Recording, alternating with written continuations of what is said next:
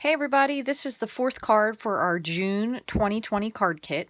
So this card actually got this design from France Martin. She makes a lot of really fun cards, and this is one I wanted to share with you. I did modify it a little bit, and I have one other thing to show you if you want to do it. I am including one of these corners.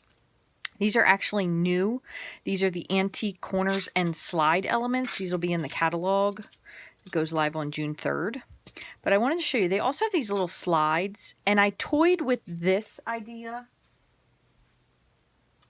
instead, but I ultimately didn't do it because I wasn't sure with the covering up what you would want to do. So this is the suede ribbon that is also part of that suite. So it fits in here really nicely, just like so. So if you wanted to, instead of putting the corner on it, oops. Sorry about that. So if you wanted to, instead of putting the corner, you could put this and adhere this around the back before you put the panel onto the back here. But I wasn't quite sure because that kind of covers up the Polaroid look of the card. So it's kind of up to you. But this would work. You could also wrap this around if you didn't mind it being in the back, unless you wanted to add maybe another layer of crumb cake.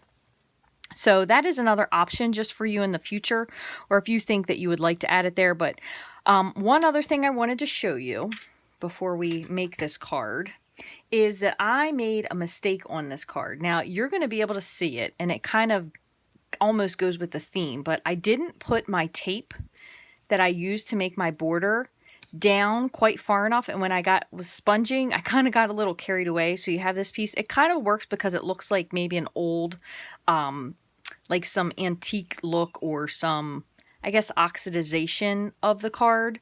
So I think it still works okay, which is why I ultimately did end up putting it together. But I wanted to show you, and I do believe I have it here,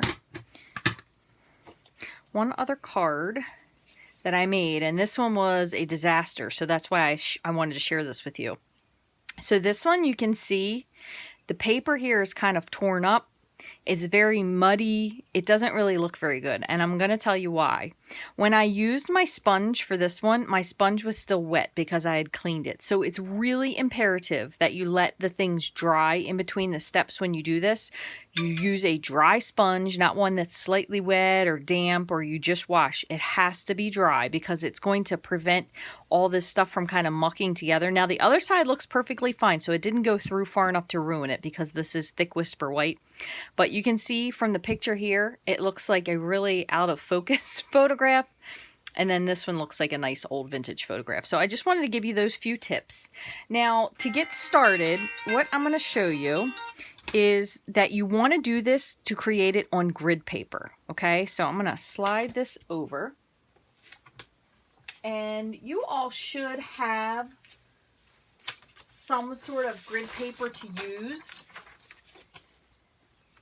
It doesn't need to be big. It doesn't need to be clean. It doesn't even need to be Stampin' Up! If you have something.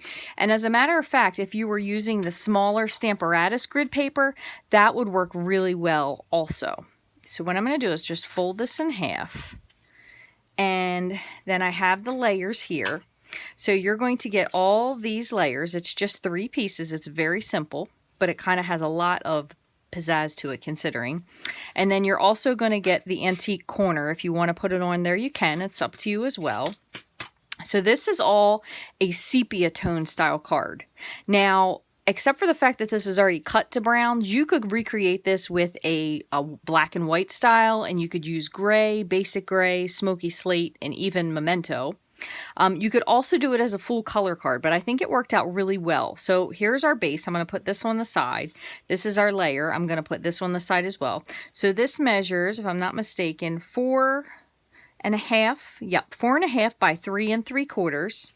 This one would be 4 by 4 3/4, and then your just regular base. So in order to make this, you're going to kind of pick a spot where you're going to lay your piece down, okay? And then I'm going to start with the top. I just have a piece of purple tape. This is very well used. Any non-stick or removable tape is going to work.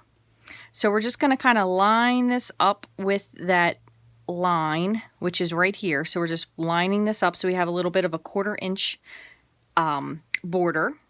Same thing again, I'm going to do this over here. So I'm kind of following this line down here. Hopefully that's, for the most part, straight. I'm not going for perfection.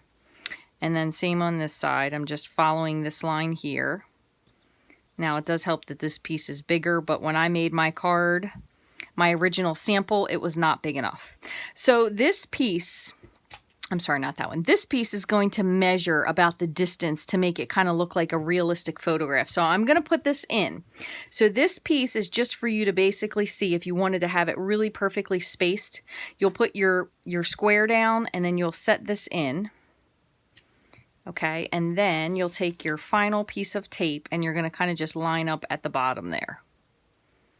And if you want to eyeball it, you absolutely can. Just depends on how particular you want to be. This, if I'm not mistaken, I think it's 2 3/4. Nope, it is 3 1/4-ish. A little bit over 3 1/4 inches. So now what you're going to do, so here is where I'm saying, you see this little piece here? That is because I had this little missing border here. So I'm going to, just to be safe, I'm just going to grab another piece and cover this up. Just so I don't mess that up. So to begin, what we're going to do is we're going to stamp the dock in soft suede. So we're just going to ink our dock. And this is it's a pretty simple card actually. It's very easy to duplicate. You want to make sure that it is fully in your field of view here in the scene. Looks really nice. Close this up. Then we're going to stamp. Actually, you know what? I think I stuck with the same thing for both. So again, I'm sorry, soft suede. Because the first time I did it, I made it lighter and it didn't work out. So the little border here, so like the C edge, we're going to just stamp this up here. And then kind of meet it and bring it down. Looks good enough. Doesn't have to be perfect, okay? All right, so that's pretty much it for the stamping. We are going to still need to stamp our greeting. You could do this in soft suede again, or if you wanted to, you could do it in early espresso. Just kind of depends.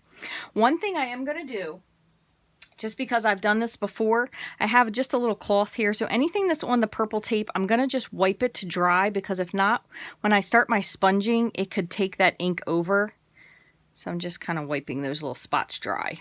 And that I've only learned through accidentally goofing it up. So then I have my sponge. Okay, so what I'm going to do is I'm going to start with crumb cake. And I'm just going to use a dry sponge. And I want a very heavy concentration of ink over here. So I'm going to start with crumb cake. I'm going to sponge it over here. And then just go lighter as you go. You want to get the entire picture. I'm going to do again up here. And I'm going to start at the top. So I'm kind of starting off the paper because I want it just kind of like a little bit lighter in the middle there. It doesn't have to be perfect, and it will dry a little bit once, or lighten up, I should say, once it dries. It's kind of going over the whole thing. Now, you can get a clean sponge, but you don't have to. I'm going to just now slightly, very, very lightly dip into the soft suede. Same thing, starting off. Just want it a little bit darker, kind of in a couple corners. Doesn't really matter where. You could also do this on shimmery white and it'll give you a really nice effect as well, okay? So keep that in mind. All right, so there are both the ink pads. Now for the rest of this, you can do this a couple different ways. You can do this with Stampin' Blends. If you have soft suede and light and dark Stampin' Blends, this works really well. If not, just take your time and you can use crumb cake, soft suede, and early espresso Stampin' Write markers. And if you don't have those, you could just use a blender pen and dip in each. But I'm gonna do the soft suede. So I'm starting with the bullet tip of the dark. I'm just going to kind of fill the pier in a little bit.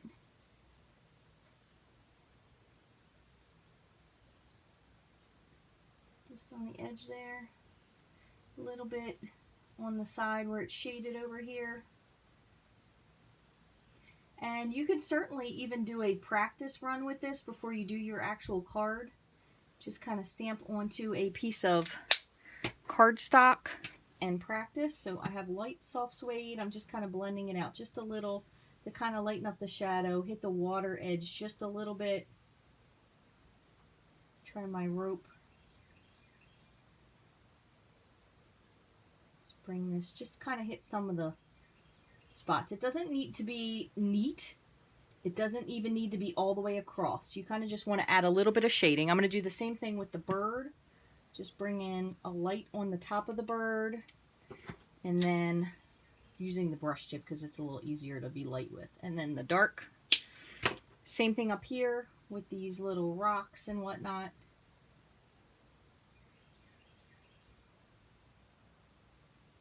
Okay, so that's pretty much it. Okay, so now what we're going to do is we're going to peel away, and I'm going to start with where I started at the bottom. So this was the extra piece. Pull this away.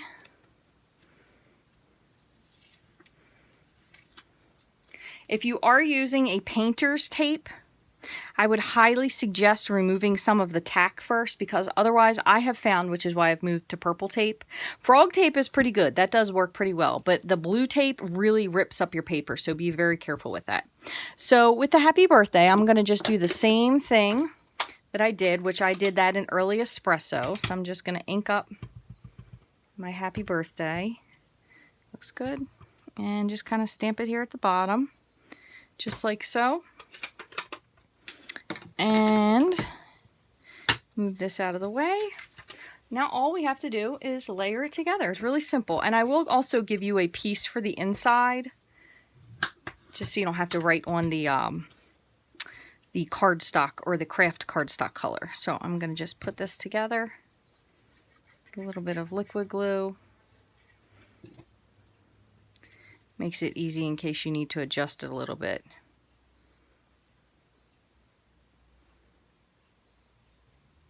Yep, a little too much.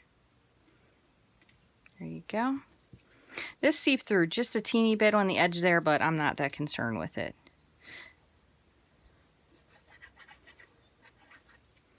All right, and I'm going to line this up kind of a little bit so it's more at the top, so it kind of looks more like a Polaroid.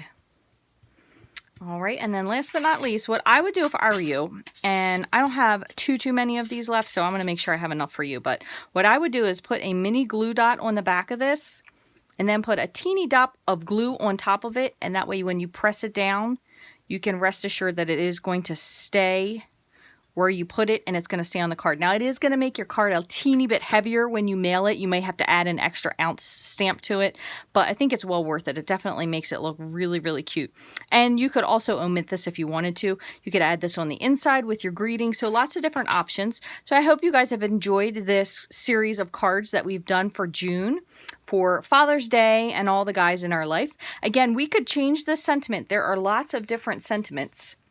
You can even make this as a thinking of you, a here for you card, and put that at the bottom instead of happy birthday if you don't need that. But there's lots of different things. You could even do the thank you by masking off the rest of your stamp, or if you're really brave, lots of people do this, you could actually cut your stamp just right around there. But to me, it's easier to mask. And if you were to mask it, what you can do is just take some of your purple tape and you kind of press that in, so it goes around the word. So what I usually do is I will typically cover the stamp first. That way I can make sure that I am where I want it to be. Then I will put it onto my block. Then you're going to ink it, and then just make sure you remove all this before you actually stamp it. So you could totally add this as a thank you card instead. Lots of ideas for that. So I hope you all have enjoyed this card series. Thank you very much once again for subscribing, and I appreciate it. I will have another card class coming out in July, so make sure you stay tuned for that. I would love to hear what you think about these cards. Any of the cards you can leave a comment on. You can give it a thumbs up as well. Thank you guys so much for watching, and if you have any questions, as always, all you have to do is either text me, send me an email at rachthestamper@gmail.com, or you can send me a message on Facebook.